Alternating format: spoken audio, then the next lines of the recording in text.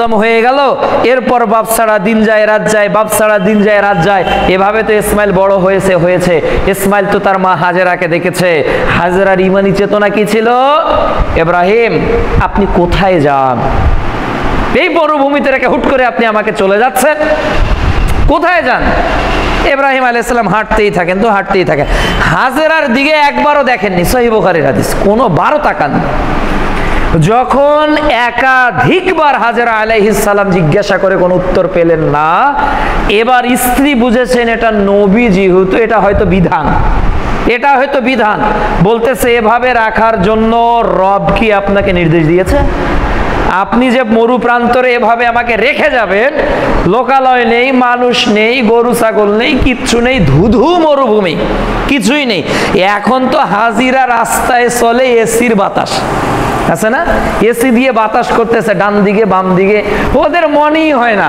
আর আবার বিভিন্ন জায়গায় তাঁবুতে পর্যন্ত এসি, ওদের ওই ফিলিংস আছে? 1450 বছর আগের বিশ্ব নবী নাই তো এই ফিলিংস নেই। তো এর আগেও যেটা হাজেরার, ইসমাইল আলাইহিস সালাম যখন হাজেরা জিজ্ঞাসা করেছে ইব্রাহিম এটা কি আল্লাহ বলেছে, তখন ইব্রাহিম আলাইহিস সালাম শুধু বলেছে, তার মানে এটাই নাম, এটাই হ্যাঁ। আব্দুর রহমান কেমন, তুমি কি যাবে? তার মানে কি এটাই সম্মতি। ওই এভাবেই ইব্রাহিম আলাইহিস সালাম তখন বলেছে যে ঠিক আছে আপনি যান, আল্লাহ আমাকে তাহলে ধ্বংস করবে না। কে বলেছিল এটা? হাজেরা। তাহলে এই হাজেরার গর্ভে জন্ম নিয়েছে কে? ইসমাইল আলাইহিস সালাম। তাহলে ইসমাইলের চেতনা কি সেই রকম হবে না? ইসমাইল বলছে ইয়া আবা তিফআল মা তুমার, আপনি যা দেখেছেন তাই করেন। তার মানে বাপ যেমন আল্লাহওয়ালা, সন্তানও তেমন আল্লাহওয়ালা, মেজাজ আছে পরিবার। স্ত্রীরাও তেমন। তাহলে পরিবারকে বাঁচানোর যে চেতনা, এটা কতজনের মধ্যে আছে? রাত দিন ছেলে ফেসবুকে, ইউটিউবে, টুইটারে, এরপর পাবজি, ফ্রি ফায়ার, ফ্রিল্যান্সিং এর কত ব্যবসা হারামের সঙ্গে যুক্ত, এর কোনো হিসাব আছে নাকি? আপনি যান বড় দরগায়, মাগরিবের সালাতের পর, এশার সালাতের পর একটা ক্রাম বোর্ড 4 জন খেলছে, তো 12 জন দেখছে। তো 4 জন খেলছে, ওরও হিতাহিত গোদ নেই যে 12 জন ঘিরে দেখছে, তারও হিতাহিত। ও কেন দেখছে? ওর বাপ নেই, ওর মা নেই, ওর পরিবার নেই, সমাজ নেই, গ্রামের হাটের ইজারাদার নেই, সবাই তো আছে। কেউ বলে না কেন? বলতে চায় না কেন? বলতে পারে না কেন? কেননা এনাদের মধ্যে চেতনাই নেই। মুসলিম মোরা ঘুমিয়ে পড়েছি, বিবেকে ঝুলছে তালা, রক্ত মোদের শিথিল হয়েছে, পাপে অন্তর কালা। পাপ করতে করতে অন্তরে এত কালা হয়ে গেছে, আরে পাপকারীকে যে বাধা দিতে হবে এ বোধটাও আমাদের হারিয়ে গেছে।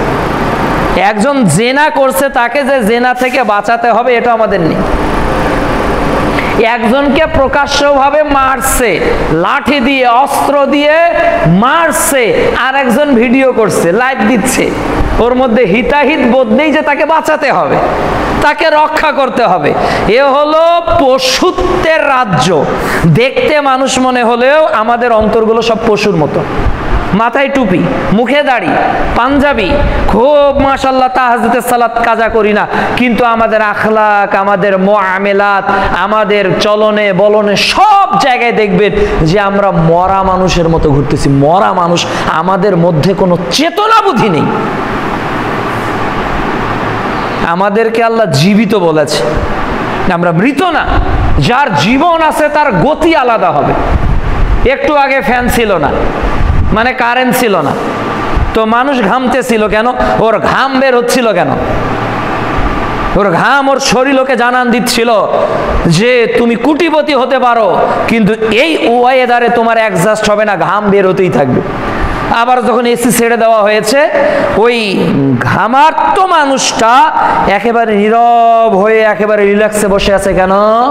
কারেন্ট এসেছে।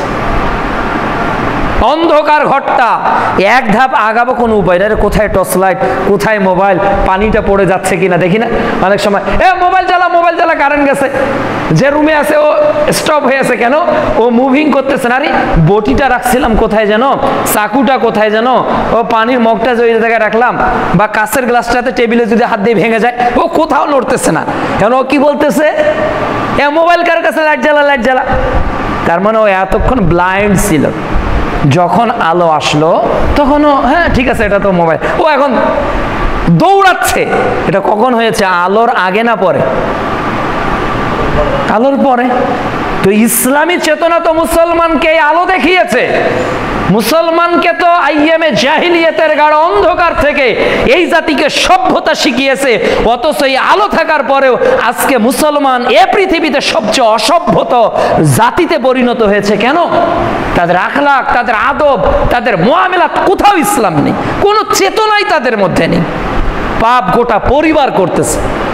দেখেন না, মাকে রাস্তায় নামিয়েছে, ও খেয়ার উল্টাই দিচ্ছে। ও নাকি বাপ, ও বাপকে তো মরে যাওয়া উচিত ছিল। তোমার মেয়ে বাইরে কেন? জমি আবাদ করতে কে বলেছে যদি স্ত্রীকে বেপরদায় রাখতে হয়? তুমি যতটুকু পারবে প্রয়োজনে 1 কাঠা জমি আবাদ করো, যেটার খড় তুমি নিজে শোকাতে পারবে, যে ধান তুমি নিজে শোকাতে পারবে, এতটুকু ধান আবাদ করো।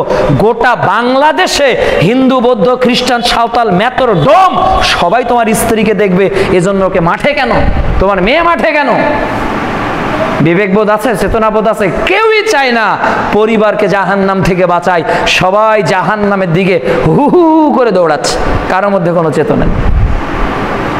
জান্নাত এমনিতে হবে না, ইব্রাহিমের চেতনায় জান্নাত, ইব্রাহিম আলাইহিস সালামের চেতনায় জান্নাত। সূরা মুনতাহিনা 4 নম্বর আয়াতে আল্লাহ বলতেছেন যে তোমাদের জন্য আদর্শ ইব্রাহিমের মধ্যে। শুধু রাসূলের মধ্যে আদর্শের কথা আল্লাহ বলেননি, আমাদের আদর্শ কার মধ্যেও আছে? ইব্রাহিম আলাইহিস সালামের মধ্যে। ওয়াল্লাযীনা মাআহু, এবং ইব্রাহিমের যারা অনুসারী ছিল তাদের মধ্যে আছে। ইব্রাহিমের যারা অনুসারী ছিল তাদের মধ্যে আছে। এই ঈমানি চেতনা আমাদের মধ্যে থাকতে হবে, না হলে আমরা পথভ্রষ্ট হব, না হলে আমরা বিপদগ্রস্ত হব, না হলে